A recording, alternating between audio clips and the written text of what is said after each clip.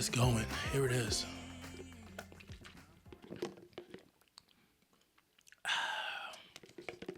This video is not sponsored by Starbucks, but this little bubble tea thing that they have is pretty interesting. It's good. All right, so how's everyone doing today? I hope you're having an awesome day.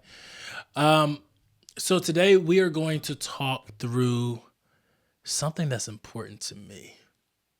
It's kind of like that fear that every photographer has and every videographer has, or anyone dealing with media or anything that needs to be saved, is how do I save it?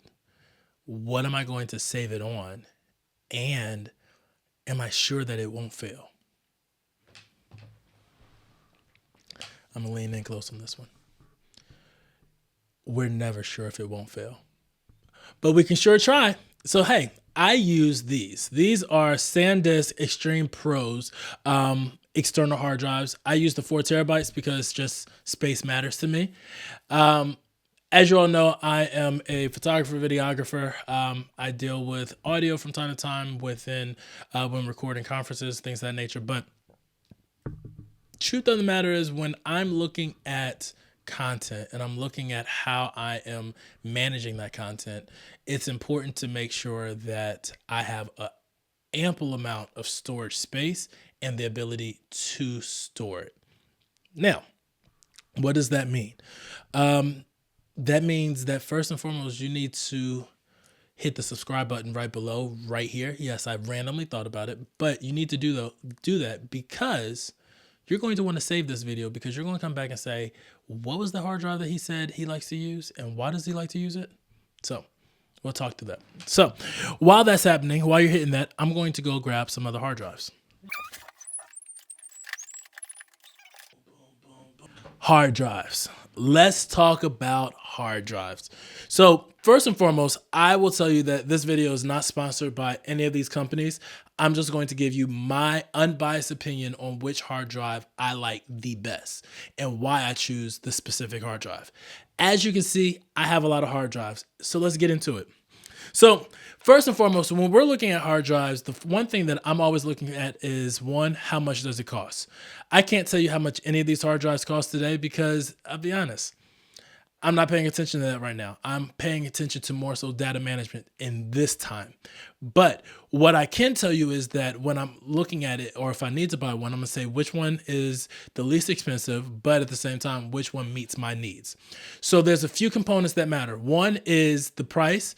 The second is going to be the speed of the drive, meaning how fast does it read and write. And then the last thing is going to be how much can I store on it.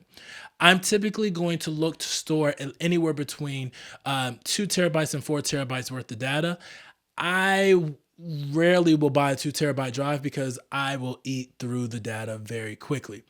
Now, on top of that, the other thing that I'm looking at is it a spinny disk or is it a solid slate?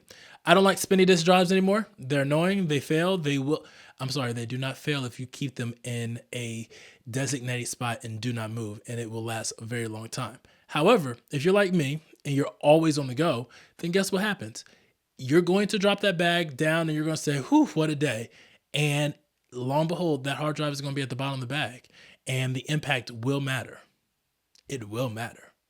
So what I'd say is go with a good solid slate drive.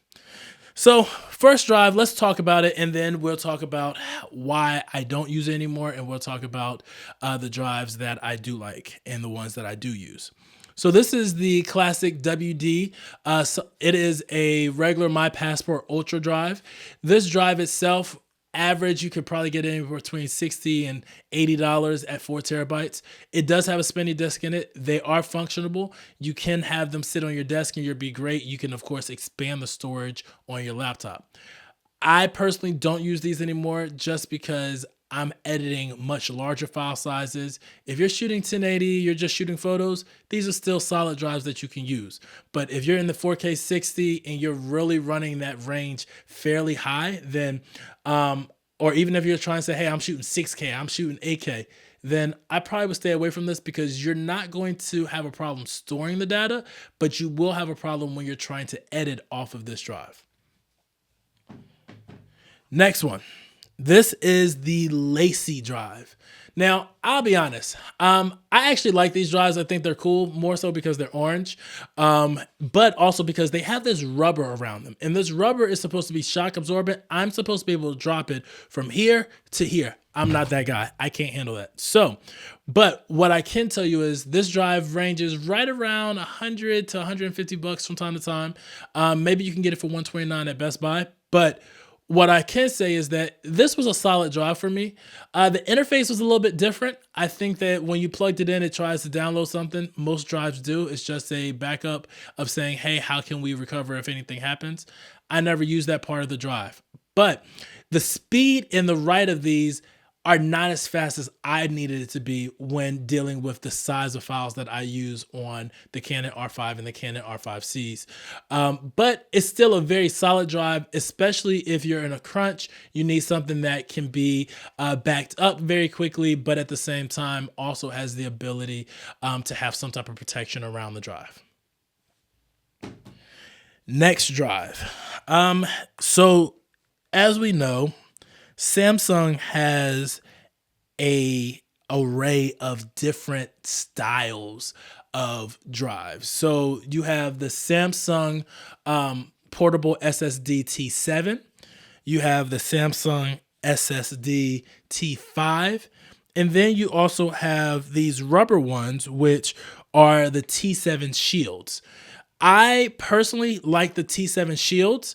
They're fairly fast. They have some nice ranges. Price-wise, let's talk about it. These and these are around the same price. You're going to look to spend right around maybe $100, maybe 120 sometimes. But they're not very big. So this is a 1 terabyte. This is a 500 gig.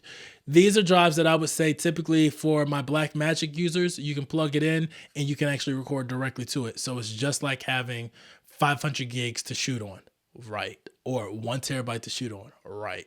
That's amazing. But as far as being able to store a lot of stuff on it, no. But when solid state drives had first came out, these were the winners. They were fast. They kept things going.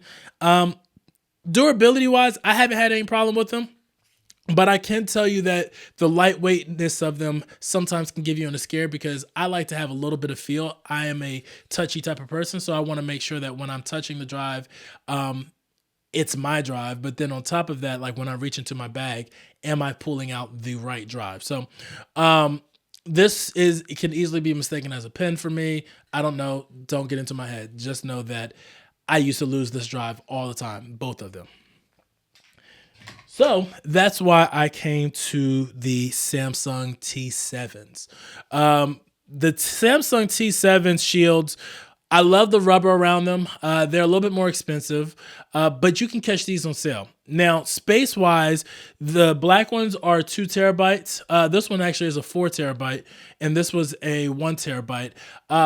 But these run at a nice speed. I will tell you though, if I had to compare the Samsung T7 Shields, I would really put them neck and neck with the SanDisk Extreme Pros.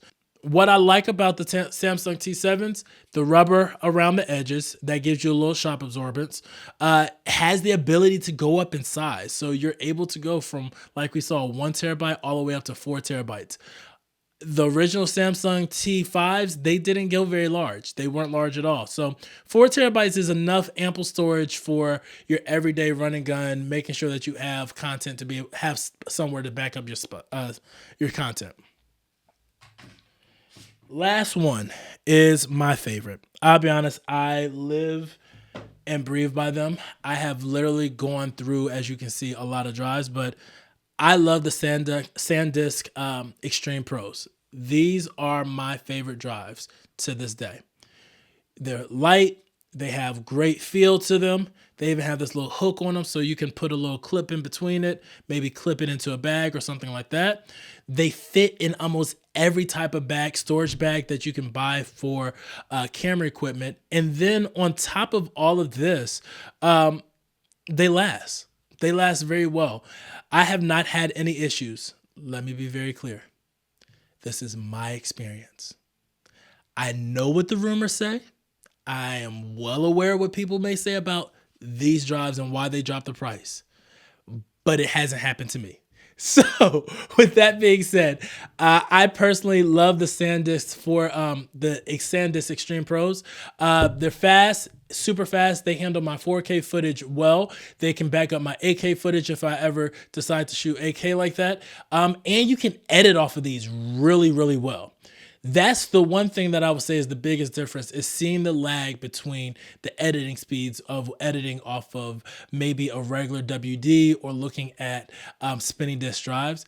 I personally don't like it. You hear the drive, it gets hot, it's annoying. I'm one of those types of people. But what I can say is that also with this drive is knowing that you have the storage. Now, the other part about this video that we're going to talk through is outside of having an external solid state drive that you're able to walk around with or keep within you with your laptop or anything, it's what else? Because as you see, all of those drives can become clutter, right? They live in your drawer, they start living in your bags, and you get to a point to where you're saying, okay, I need to make some type of adjustment here because I can't keep up with them. So for me, I use a cloud storage. My cloud storage is through Dropbox. I have been using Dropbox for years. And so I only have 5 of these. I probably shouldn't say only. It's okay. I have 5 of these. And those 5 all have a different rotation.